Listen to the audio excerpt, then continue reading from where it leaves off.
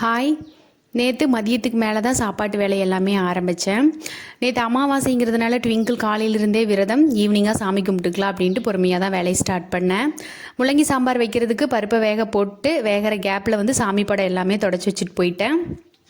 முள்ளங்கி சாம்பார் வைக்கும்போது அப்படியே முள்ளங்கியை பருப்பு கூட ஆட் பண்ணாமல் கொஞ்சமாக தேங்காய் எண்ணெயில் ஃப்ரை பண்ணிவிட்டு அதுக்கப்புறம் நீங்கள் எடுத்து போட்டிங்கன்னா ஓப்பன் பண்ண முன்னே அந்த கப்புன்னு வர ஸ்மெல் வராமல் இருக்கும். நேற்றுக்கு லஞ்சுக்கு பார்த்திங்கன்னா முள்ளங்கி சாம்பார், பீட்ரூட் பொரியல், அதுக்கப்புறம் ரசம், தயிர், அப்பளம். எப்பயும் போல் 4 மணிக்கு ட்விங்கிள் வந்துட்டார். குளிச்சுட்டு சாமியெல்லாம் கும்பிட்டுட்டு சாமி கும்பிட்டதை காக்காய் கொண்டு போய் வச்சு நம்ம யாரை நினச்சி சாமி கும்பிட்றோமோ அந்த காக்காய் அந்த சாப்பாட்டை எடுத்துக்கிச்சுன்னா அவங்களே எடுத்துக்கிட்டதாக சொல்லுவாங்க. நேற்றுக்கு அதிசயமாக ஃபஸ்ட்டு டைம் நாங்கள் வச்சோன்னு, இதுக்கு முன்னாடி ஒரு டைம் வச்சோம், காக்காய் எடுக்கல. நேற்று அதிசயமாக காக்காய் எடுத்துருந்துச்சு. ஸோ அவ்வளோதான். Keep supporting my channel.